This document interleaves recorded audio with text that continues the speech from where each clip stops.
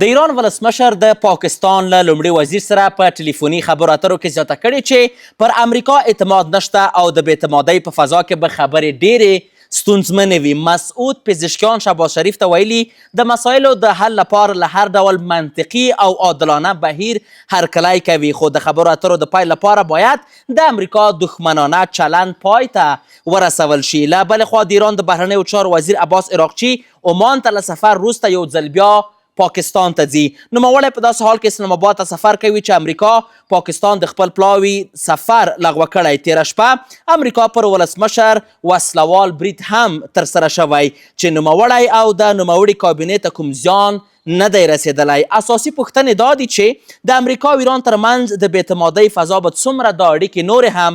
ترینګلې کړي. ولې ټرمپ پاکستان ته د امریکایي پلاوي سفر لغوه کړ؟ پر ټرمپ د برید تر شا د چا لاس کیدلی شي؟ عزتمند اورېدونکو ستړي مه شئ، وخت په خیر. انعکاس ته ښه راغلاست. پر یاد موضوعاتو د بحث لپاره خپرونه کې راسره میلمه دی د اسلامي امارت پخوانی غړی سید اکبر آقا صاحب. زه کوربه یوسف خان لاله یم. آقا صاحب ستړی مه شئ، وخت په خیر. خپرونې ته هم په خیر راغلی. مهرباني.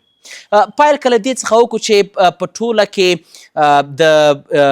امریکایي پلاوي سفر اسلام آباد ته ټرمپ لغوه کړ. د واشنګټن کوم پیغام دی په دغه لغوه کولو کې تهران ته؟ بسم الله الرحمن الرحیم. سلامونه تاسو ته ستاسې اوریدونکو ته وایي. زه فکر کوم که سړی وګوري په اوسني حالاتو کې امریکا د ډیرو ناخوالو سره مواجه ده. یوه خبره دا ده چې دوی خپله په داخل د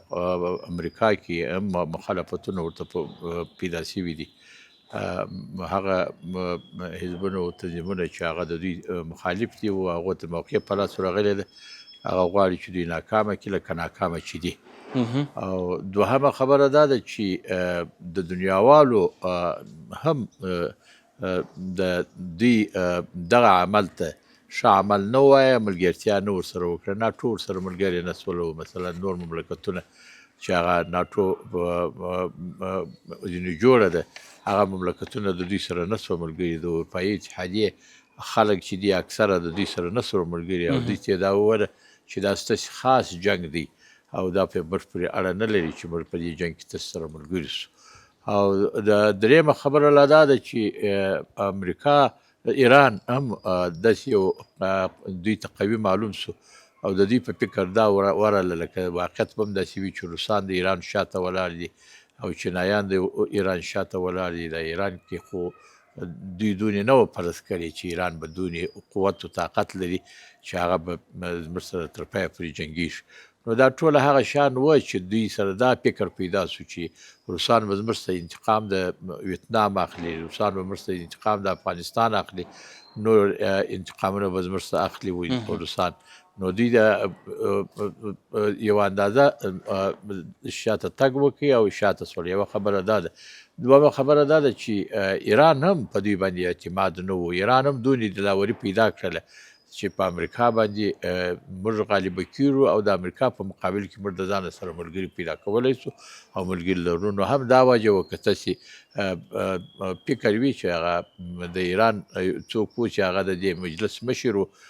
د قالیباف په نامه باندې، هغه هم استعفا ورکړله او هغه ویل چې زه نور دا مجلسو ته نه ځم، په دا مجالسو کې نه کښېنم. نو دا ټوله مخکیني خبرې وه. نو امریکا مجبوره سوه دې ته چې زما سره خو څوک نه کښېني، نو ښه خبره به تر نورو دا وي چې یو څوک په ما پسې دا وایي چې ایرانیان د دوی سره نه کښېني، نو زه به دا ووایم چې زه د ایران سره نه کښېنم مجلس ته. دا زما تګ دغه چې دی پاکستان ته دا بې فایدې دی او تګ به صحیح نه دی. دا یوه خبره.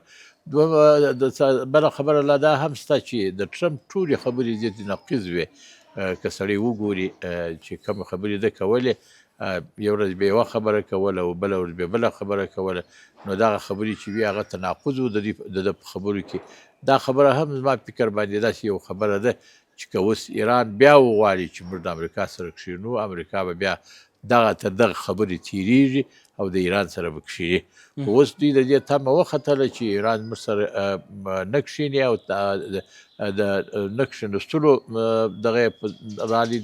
یقین سو، نو دوی دا خبره وکړه چې موږ د ایران سره نه کښېنو. اوس څه فکر کوئ دغه کشاله دغه مسئله به آخر د خبرو اترو له لارې حل کیږي یوه دایمي هوکړه به ترسره کیږي لکه ټرمپ چې خو وار وار وایي چې غواړو د ایران سره هوکړه وکړو ایران بله لار نه لري د هوکړې څخه که نه بیا به هم جګړه پیلیږي بیا به هم امریکا پر تهران او پر ایران باندې برید کوي نو دلته دوی په څو حالاتو کې واقع دي که دوی وګوري په یوه لحاظ باندې د ایران قوت هغه د اسرائیلو دپاره یو ډېر غټ ناکامي ده د اسرائیل دپاره یعنې اسرائیل ناکامه کېږي په دې کې او دوی نه غواړي چې اسرائیل چې دی په دې منطقه کې د منځه ولاړ سي یا ضعیفه سي یا ناکامه سي یوه خبره دا ده دویمه خبره دا ده د ایران کامیابي چې ده هغه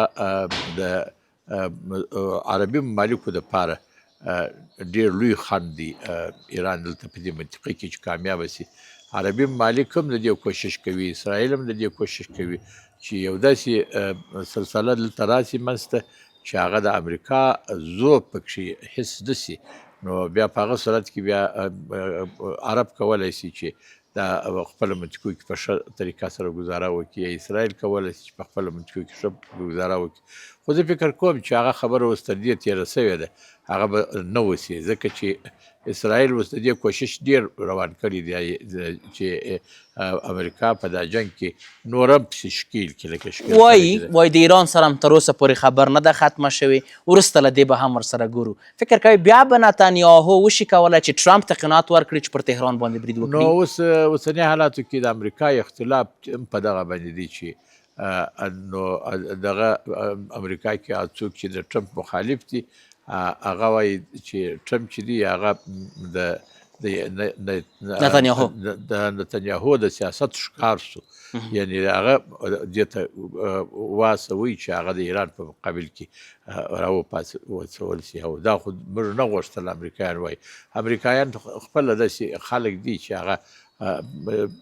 دنیاوال د ځانه سره ملګري کوي یو کار کوي په دې کې اوس دنیاوال هم ملګري نه شول مثلا افغانستان ته دوی 45 شپږ ملک راغله هغه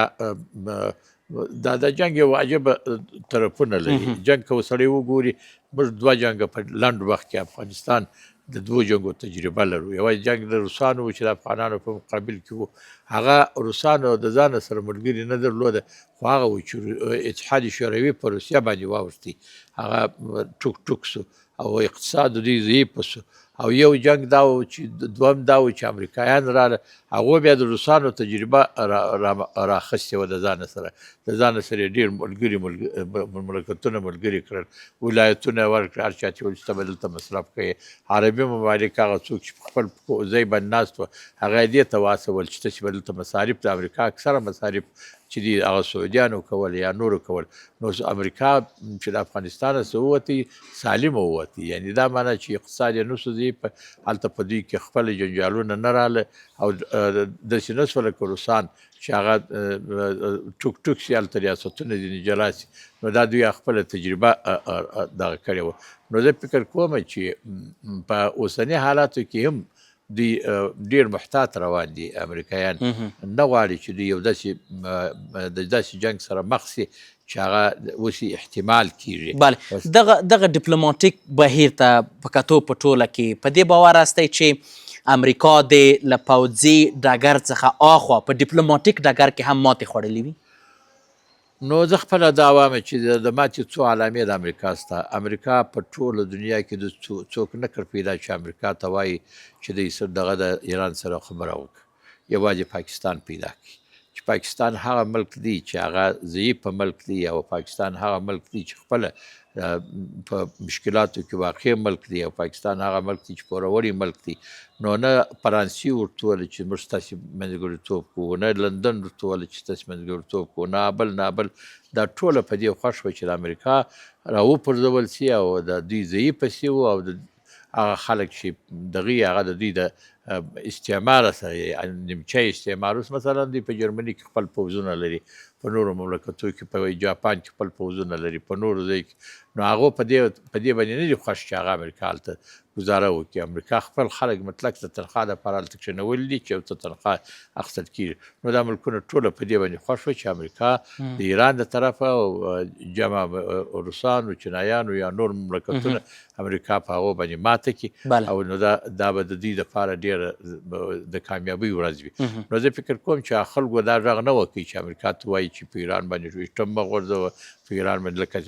دغه چې یو وخت دا اخطار ایران ته ورکړي چې زه به د ایران د خاورو سره خاورې کوم، نو دا معنا یې ورکول چې ایټم به وغورځوم. نو دا خبره ټول هغوی دغسې وغورځول چې یو خیال د دې ټرمپ حالات د دې نه بلل، هغه داسې یو لیونی دغه و، او دوهم د جنګ حالات یې د دې نه بلل چې دی دا کار وکړي، ځکه چې دی د ناکامۍ سره مخ و. پاکستان دوی وګمارئ چې هغه پاکستان دوی ته وایي چې مثلا دا جنګ معطله کوي او دغه اوربند وغځوي. نو زه فکر کوم چې دا ټول دا علامه د دې وه د ښه. آقا صاحب که دلته راشو د کابل او اسلام آباد اړیکو ته په ټوله کې متقي صاحب ویلي چې د ورمچي خبرې اترې ښې وې، مثبتې وې، ښه پر مخ باندې راوړې په چین کې چې کومې خبرې ترسره شوې، ولې لا هم سوداګري تړل شوې ده؟ نو زه خپله داسې په دې آن باندې یم چې د پاکستان موضوع چې ده ما دمخه هم دا په ډېرو مصاحبو کې ویلي، د پاکستان موضوع تر ایرانه پورې تړلې وه چې کله په ایران کې اوس ایران او د امریکا تر مابین اوربند رالی، پاکستان هم دلته خاموش شو. نو دا خپله دا دلالت په دې باندې کوي هغه د اورمچي موضوع چې د ما یو بانه وه چې هلته بانه یې دې ته غوښته چې څنګه موږ د افغانستان سره جوړ راسو، یعنې دوی نه غوښته دا چې د امریکا او د ایران ترمنځ اوربند وسي یا امریکا او ایران سره جوړ سي او افغانستان پاکستان په جنګ کې سره اخته سي. پاکستاني لوري د داسې لوري څخه قومنده اخیسته چې د ایران سره په جګړه کې یعنې دا سره دغه وه، یعنې امریکایانو یا نورو غربیانو دوی په دې باندې مجبوره کړي وه چې تاسې زموږ څخه خلاص یاست، موږ سره کومک مه کوئ. کنې پاکستانیانو اعلان وکړي چې موږ به د اسرایلو سره د فلسطین په مقابل کې کومک کوو، فلسطینیان به خالي سلاح کوو. لیکن دلته چې دوی دا حالات ولیدي په خپل وطن کې هم یو څه اختشاش ورته پېښېدی او دلته بانه یې د افغانستان جنګ کړله او ورته چې تاسې په افغانستان باندې جنګ وکړئ، که سبا امریکایان البته په ایران باندې پیاده جنګ کوي، د نفرو جنګ کوي، په هغه صورت کې بیا کولی شي چې د افغانستان څخه دوی کومک وغواړي، افغانستان کومک سره وکړي. نو افغانستان تاسې اوس هلته په خپل ځای کې مصروف کړي. نو پاکستانیان راولاړ شي د هغه جنګ څخه ځان خلاص کړي چې دوی ولاړ شي هلته امریکا یې یو ځای مصروفه کړي او یا په دریاب کې د ایران په مقابل کې څه وکړي یا بل ځای دوی وغواړي. مثلا د هرمز تنګي ته مثلا دوی غوښتل شوي وو، دوی ټول په افغانستان کې اخته یو، خلاص نه یو. اوس چې د امریکا هلته د ایران سره اوربند رالی، دوی هم دلته اوربند وکړي. په دې وروستیو کې بعضې پخوانۍ څېرې یا په ټوله کې چې د دوی په خبره ځان ته مشران یا رهبران یا هر کوم بل نوم چې ځان ته کاروي بعضې څرګندونې کوي د فرضي کرښې په باره کې، د ډیورنډ فرضي کرښې په اړه باندې بعضې نظریات وړاندې کوي. دغه نظریات تاسو اورېدلي، ستاسو غبرګون ورته څه دی؟ زه خپله داسې وایم چې تاسې یادوئ دا په دې وخت کې لنډ محقق دا خبره کړې ده. محقق مسافر خلک دي، دلته پردي خلک دي، د افغانستان خلک نه دي. موخه مو یوازې ښاغلی محقق دی که په ټوله کې بل څه؟ یا زه محقق یادوم، نورو دا خبره نه ده کړې. نور خلک چې دي هغه تر ډېره حده پورې د فرضي کرښې ته فرضي کرښه وایي، هغه ته چې دی هغه سرحد نه وایي. خو محقق یګانه یو څوک دی چې هغه ته سرحد وایي. نو زه خپله دا وایم چې هزاره وروڼه چې دي هغه د افغانستان وګړي دي، خو محقق چې دی د افغانستان څوک نه دی. موخه مو محقق دی چې دا واضح شي. د هغه د افغانستان یو څوک نه دی. هغه که د افغانستان یو څوک وایي،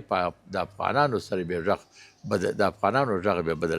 بدرګه کولی. عملي کې چې دی د افغانانو غږ نه بدرګه کوي او د پاکستان غږ بدرګه کوي، نو دا پردی سړی دی. څه د دې لامل کېږي چې ووایي چې د کرښې نه اخوا د پاکستان مربوط ده او دې خوا زموږ مربوط ده؟ نو دا خلک داسې کوشش کوي دلته که سړی وګوري هغه جلا سلسله وه، لکه مثلا روسان راله په هغه په مقابل کې پاکستان د افغانانو سره څو ښېګڼې وکړلې، خو په ښېګڼې کې د ځان سره ښېګڼې وکړې. یو دا و چې افغانان چې د هجرت په وخت کې مهاجرو ته ځای ورکړي او مجاهدینو ته سلای د دنیا سره ټولول یا دنیا راوړل دوی ته خو هغه د ځان سره ښېګڼې دوی دا کولی چې د مهاجرو په مال باندې اټم جوړ کړي او هغه د ځان سره ښېګڼې دوی دا کول چې خپله سلا یې د مهاجرو په سلا باندې نه ویې کړه زړه یې وایستله مجاهدینو ته یې ورکړه او دغه دا یې د ځانه سره ښېګڼې وکړه اما لیکن چونکې دوی باندې هغه دغه بند سو د مهاجرو دغه کومک بند سو بیا دوی د مهاجرو سره بیا بل دغه راواخیستي سیاست یې بدل کړي د مهاجرو په باب باندې دغه رنګه د طالبانو په وخت کې هم دوی په دې باندې دغه امریکایان چې وو هغه دوی دلته په افغانستان کې په دې نسبت نه و خوښ چې د دوی په نیت دا و چې افغانستان به د امریکایانو د راتګ سره قوي سي او امریکایان به په افغانستان د افغانانو سره کومکونه وکړي نو دوی نه و خوښه بیا دغه د طالبانو ته هلته ځای ورکړي اوس محقق هم دا خیال دی یا د ملګرو چې موږ د پاکستان ځای راکړو د پاکستان سره به یو په افغانستان باندې به خپل عملیات کوو هر څه چې موږ کوله هغه دوه وارې په یعنې که د وروستۍ پوښتنې په توګه دلته وپوښتم فکر نه کوئ چې داسې کسان لکه ښاغلی محقق یا د دوی سره چې په یو نظر دي چې فرضي کرښې ته رسمي کرښه وایي تاریخ او آینده نسلونه به دوی قضاوت کړي په دې کې شک شورمه نشته خو دلته یو خبره ده چې دې خلکو سره سابقه او آینده نه دي مطرح چې څه مطرح دي دوی سره یعنې دوی سره دا مطرح دي چې نن هغه دوی خپل جیب ډک کړي او خپلې چوکۍ ته ورسېږي په خپله چوکۍ لاس ته راوړي او دا جاه و جلالت ته سره د نن ورځې مطرح یعنې ټول شخصي ګټو ته کار کوي شخصي ګټې دا ورسره مطرح نه ده چې سبا به ما لمسي ته خلک پیغور ورکوي ما کړوسي ته به خلک پیغور ورکوي دا د ده سره مطرح نه ده نو زه فکر کوم چې په اوسني حالت کې وګورو ډېر اهل تشیع دي بلکې اکثره اهل تشیع چې دي هغه د محقق دي په ګام باندې روان نه دي ځکه طالبانو د هغو سره د امنیت په باب باندې او د ښه سلوک په باب باندې د دوی سره ښه لار یوړله یعنې ښه لار ورسره وړي نو هغه والي ورولي چې هغه د دوی خوښ وي هغه والي ورولي چې هغه د دوی سره ګزاره کوي ښه ګزاره کوي په بامیانو کې په دغه غټو ځای کې یا په دایکنډي کې نو زه فکر کوم چې هغه هم اوس دې اندازې ته دوی رسېدلي دي چې د خلکو ملاتړ تر ډېره حده پورې د ځانه سره نه لري د اسلامي امارت پخوانی غړی ښاغلی سید اکبر آغا صاحب په خپرونه کې ستاسو د حضور څخه نړۍ منندوی یم کور آباد چې وخت دې راکړ مهربان عزتمندو لیدونکو انعکاس پر همدې ځای پای ته ورسېده تر بیا کتو په الله پاک مو سپارم ښې چارې